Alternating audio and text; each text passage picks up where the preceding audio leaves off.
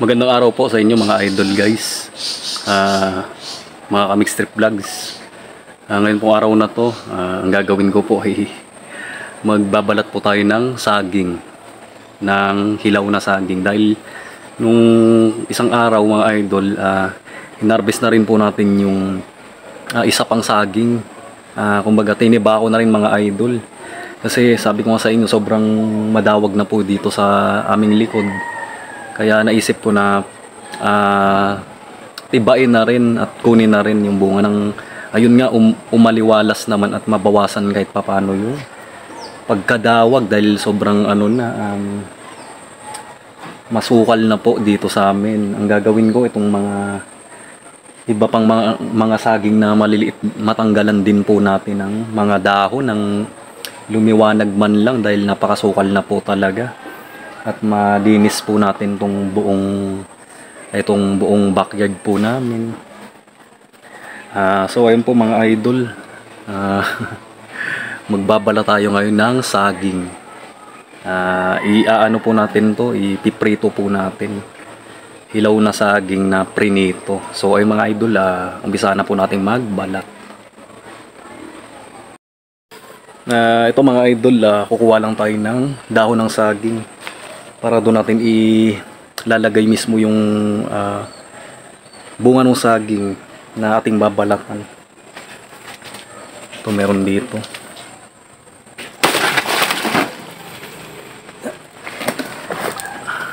Okay na to. Hindi na natin paglagyan ng saging to.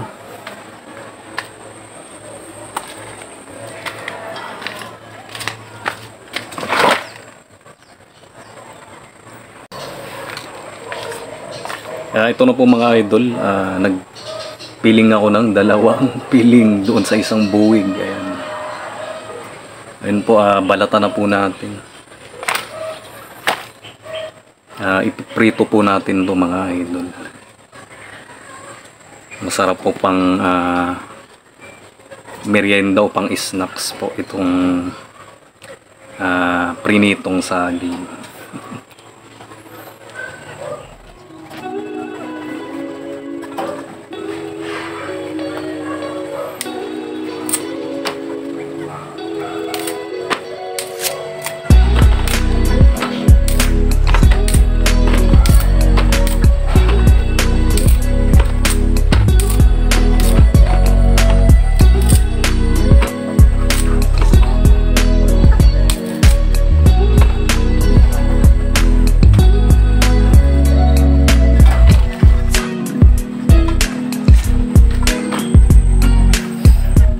Mga idol, magbalot na po tayo ng saging na sapa.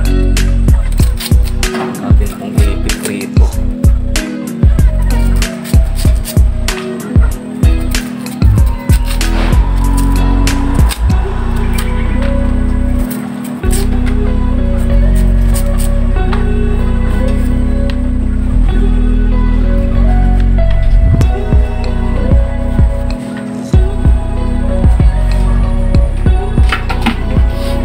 Nakaisa na po tayo.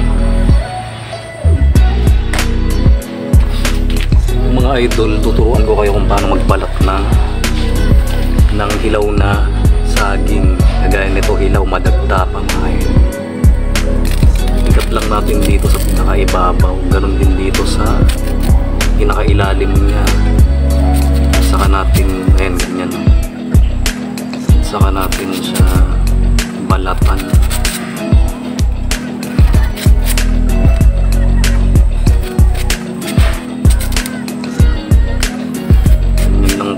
Ito lang pagbabalat ng hilaw na saging.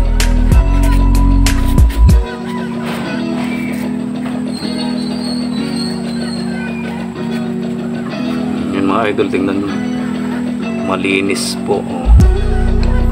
Ganun lang yung technique at hindi tayo masyadong dadagtaan yung kamay natin, hindi kakapitan sobra ng dagta nitong hilaw na saging. Mas madali po kasi kapag ganun po ang ginawa nating pagbabalat dito po sa ating hilaw na saging. Para ma-less po sa ating mga kamay yung dagtang ano po, kakapit. Ganun lang po ang technique, napakadali mga idol.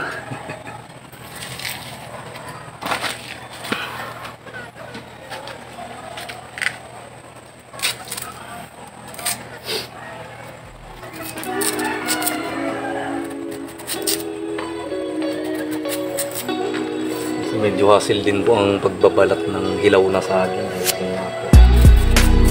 Yan nga siya ay madagtap.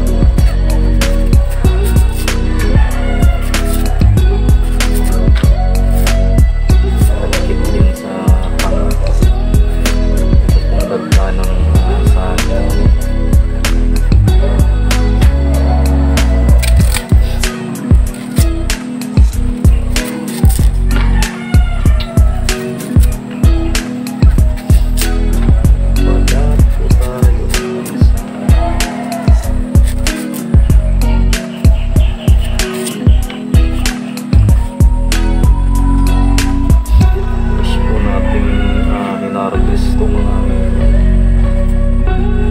Natin nung isang araw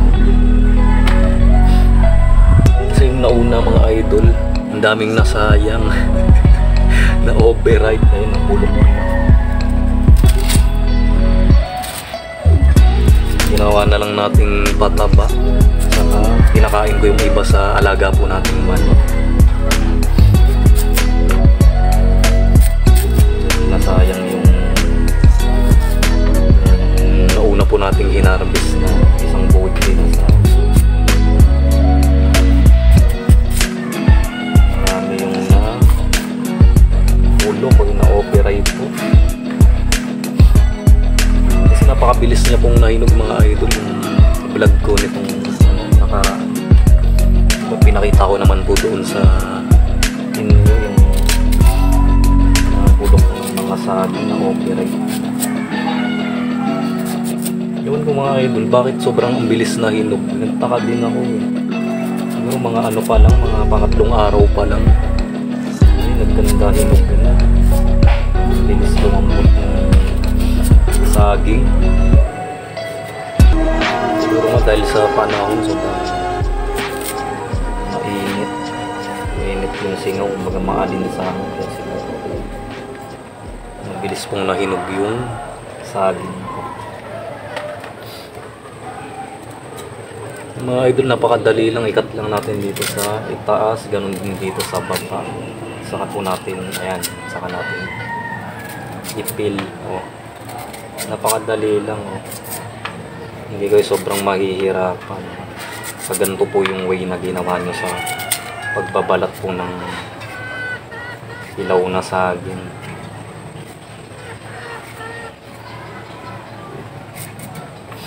Kung mga idol sa ilaw po ng saging, sobrang napakarami rin na pwede pong gawin. Pwede po nating magawa dito sa ilaw ng saging. Yung unang-una mga idol, isa sa pinakamasarap pang merienda po yung mga idol dito sa itong saging na to, itong hilaw na saging. Isa rin po sa napakasarap ipang merienda. Ito nga pong ang tawag dito mga idol, yung sa probinsya po sa Bicol, ang tawag po dito sa lutong ito ay yung pinaluksi. Ito po yung saging na mayroong gata, hilaw na saging po, tapos nilagyan ng gata at asukal, tapos may kaunting asin po. Ipapakita ko sa inyo mga guys kung paano naman ang paghiwa ng yun nga, gatang pinaluksi mga idol sa Bicol. Ganyan, ikakat lang po natin siya ng 4 itong saging. Yan, ganyan lang po, ikakat lang ng 4. Ayun, tapos yun nga, haluan ng gata, magata yung nyug. Depende kung gaano karami yung gagawin po natin. Kung ari, 2 piling, sabihin na natin mga 2 nyug din yun para talagang masarap. Tapos may asukal at kaunting asin, napakasarap ipang merienda mga idol. Meron naman ang dami pwedeng magawa, banana chips, di ba, hilaw na saging din yun. Ano pa yung parang tinutong na na asukal naman, parang nahawig din siya sa banana chips, tapos nakabalot sa tissue. Napakarami mga idol pwedeng gawin dito sa hilaw na saging. Ay nga, pwede laga, prito, tapos sausaw lang sa asukal, tapos lalagyan ng butter. Mga idol, ang sarap, napakasarap nito. Once na prinito natin, tapos nilagyan natin ng butter, tapos may asukal, panalo itong pang merienda po mga idol. Mga idol, ay tuloy na po natin itong pagbabalat natin ng ito ilaw na saging. Pang merienda po natin mga idol.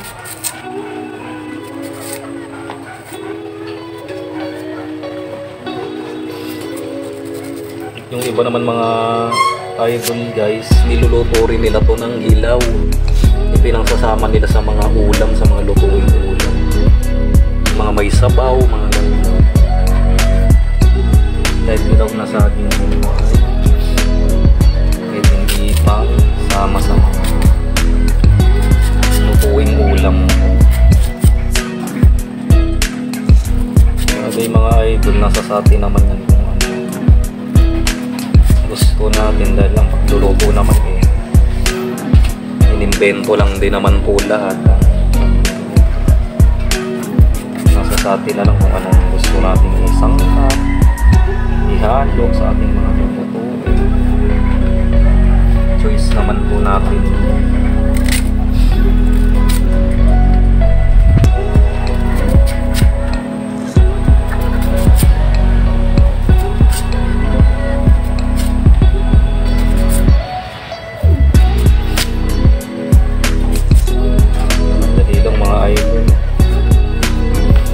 Easy lang yung pagbabalat natin muna sa yung kamay natin, hindi ganun nadadagta.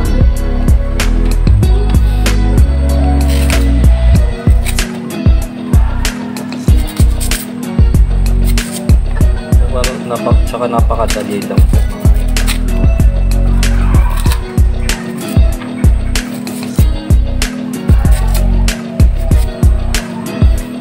Hindi po marunong magbalat dyan ng ilaw na saging. Ito po yung magandang ganito po yung pinaka magandang paraan ng pagbabalat ng ilaw na saging.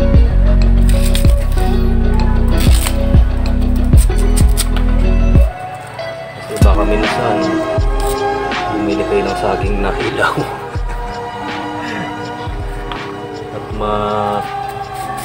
matripan yung gumawa ng pang merienda na gawa sa hilaw na saging. Kumari banana chips, prito. At least marunong po kayo ng tamang pagbabalat ng hilaw na saging.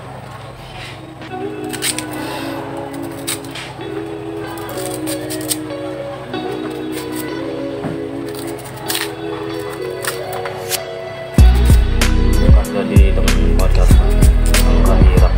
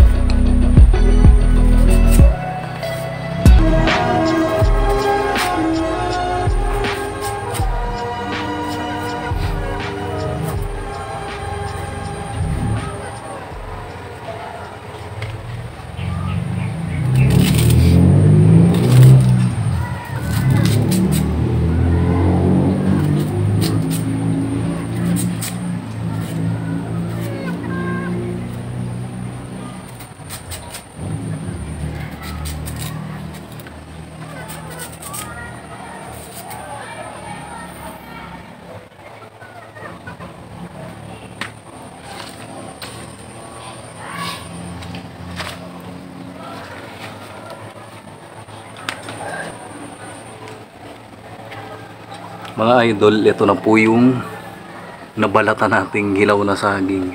Bali isang piling lang po itong binalatan natin. Ang gawin naman po natin, hugasan po muna natin. At pagkatapos gagayatin ko na po siya. Ayun mga idol.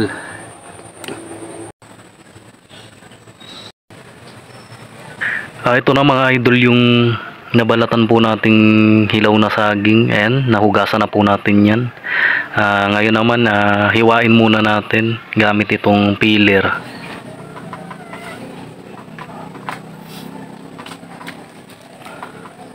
Ito naman mga idol, napaganda gamitin itong peeler na ipang hiwa dito sa ating hilaw na saging. Ganito lang yung mga idol, ipapakita ko sa inyo. Ayan mga idol. Oh, di ba?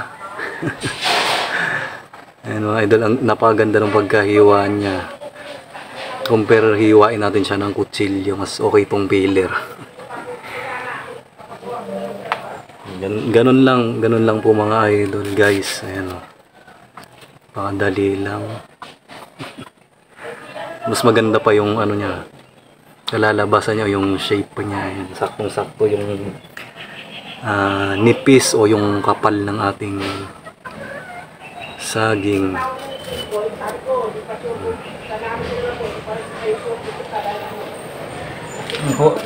Hiwain lang po natin lahat mga idol.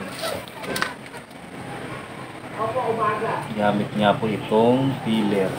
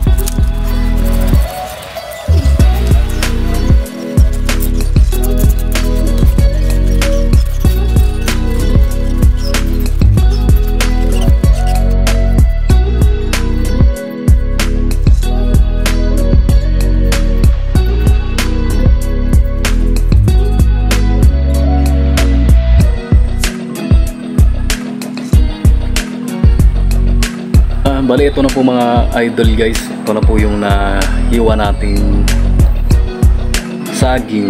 Ngayon po iprituin na po natin ito. Idol guys, lalagyan natin yan ng asukal, pero lalagyan muna natin to ng tubig.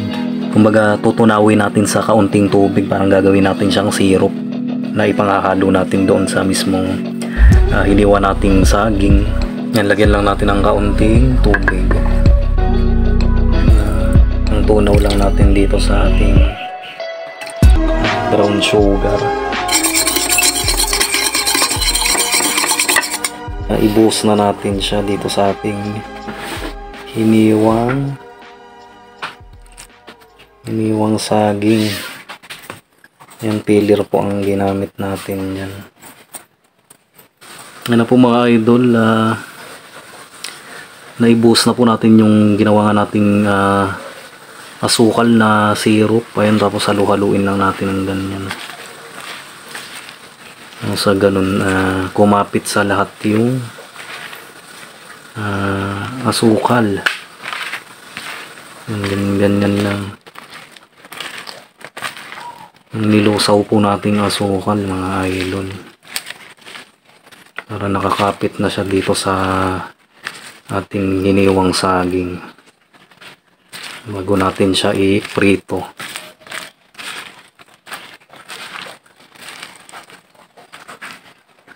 Yan, okay na yan mga idol.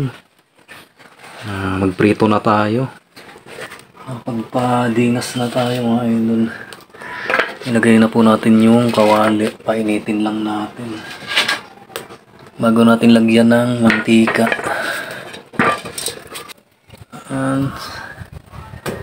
Painitin lang natin. Pagkatapos ilalagay na natin yung ating hilaw na saging na hiniwa po natin kanina. So, okay na, mainit na yung mantika natin. Ito na po mga idol, ilagay na natin tong ating hiniwang saging. Mga idol, pagkatapos po natin gagawin, ganyan, haluin lang natin siya.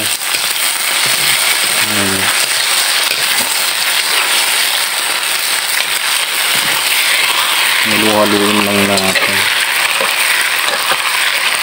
para hindi po siya dumikit, sa kawali.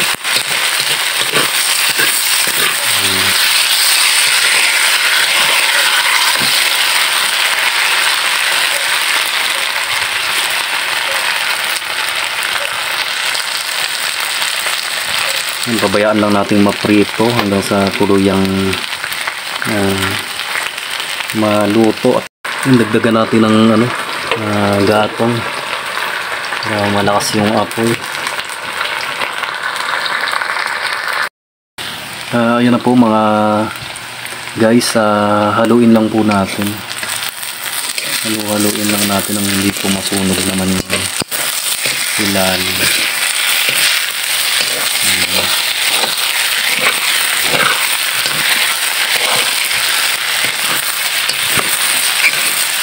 Mapantay po yung kanilang pagka-luto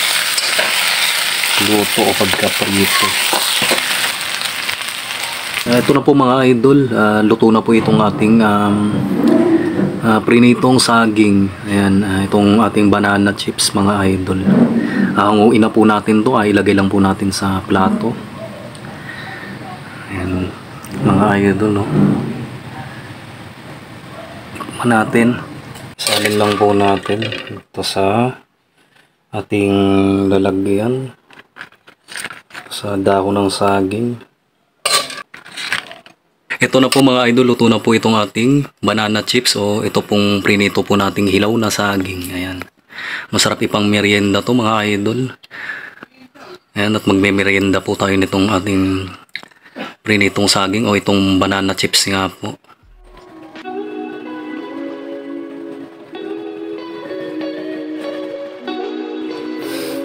Ito na po mga idol, luto na po itong ating banana chips. Ayan po mga idol, guys, magmerienda po tayo nitong ating pong nilutong banana chips. Ikakain ko po kayo at ititikim. Ito na mga idol, tingnan na po natin.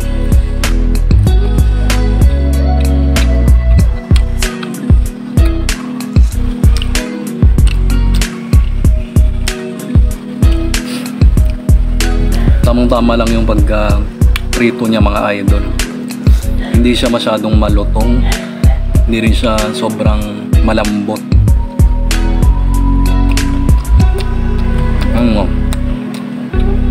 Ma-crunchy. Pero malas na kinagat po natin. Nangunguya pa natin ng hindi naman sobrang matigas po. Ngayong pag nasobra naman po sa sobrang malutong mga idol, yung masyadong tusta. Tamang-tama lang po, hindi rin po natin sobrang tinusta. Kasi masyadong maano sa ngipin naman. At saka mga idol guys, saktong-sakto lang po yung kanyang tamis. Hindi siya masyadong matamis, hindi rin po sobrang matabang. Dahil yung asukal nga pong nilagay natin sakto lang. At pagkatapos nilusaw po natin siya, nilagyan natin ng tubig, ng kaunting tubig para malusaw para maging zero po yung ating brown sugar. Saka po natin inihalo dito po sa ating saging. Kaya hindi siya naging ganun yung sobra ka katamis, tamang tama na. Kung ayaw nyo naman ng sobrang matamis, ganito po yung magandang gawin. Unlike po mga guys, kapag yung direct na nilalagay natin yung mismong asukal habang piniprito natin yung itong saging, itong banana chips. Sobra naman po kasing tamis nun at sobrang magiging makapal yung asukal at masyadong buo-buo po natin pong banana chips kapag po ibinuhos natin yung asukal mismo dun sa piniprito natin saging o yung sa ating pong banana chips. Mas maganda pa yung ganitong way na isisirup natin yung asukal. Depende rin naman po kasi sa dami ng ating pong lulutuin o gagawin banana chips. Nasa pagtatansya naman po natin. Depende sa dami ng asukal din po yung ilalagay natin. Masarap po mga idol. Medyo crunchy na malambot pa rin. Hindi siya sobrang pusta, hindi rin po sobrang malambot. Ito pong ating prinitong banana chips.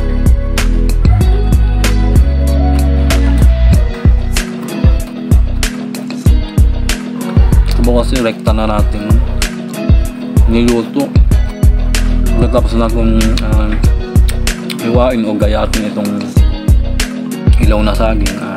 Niluto na po natin kaagad siya. Yung iba naman po kasi binibilad, di ba, pagka himay o pagkahiwa, pagkagayat, bibilad pa po sa araw. Napakasarap yung ibibilad pa mga idol sa araw bago siya iprito.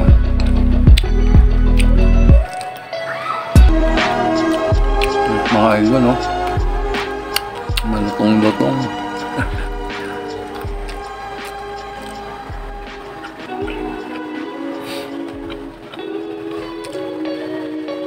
Harvest na naman po ito. Nakapag-harvest na naman po tayo ng isang buwig na saging sa atin pong maliit na taniman, maliit na garden po. Nga po mga idol, guys, mga Kamixtrip Vlogs, once po na may itinanim tayo, talagang darating po yung panahon at araw na aanihin po natin pong itinanim. Kung ano man po yung magiging bunga, gulay man yan o prutas, puno man, darating at darating po yung panahon na aanihin po natin yung atin pong itinanim. Sarap. Merienda po tayo, kakain at ititikim ko na lang po kami mga idol.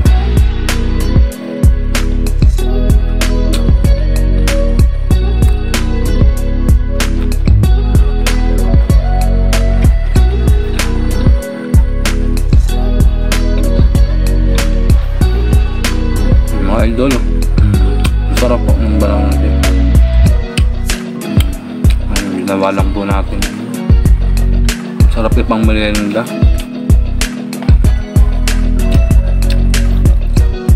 Pwede sa kape, pwede sa juice, sa soft drinks. Ayun po mga idol, guys, mga Kamixtrip Vlogs, hanggang dito na lang po ulit ang ating video. Maraming salamat po sa inyong panonood. Thank you for watching. Please paki-like and subscribe nyo naman po ang aking YouTube channel, Kamixtrip Vlogs mga idol. Guys, sa mga hindi pa po nakakapag-subscribe dyan, subscribe nyo naman po mga idol ang aking YT channel. Yun po. Thank you so much. Maraming salamat po sa inyong lahat.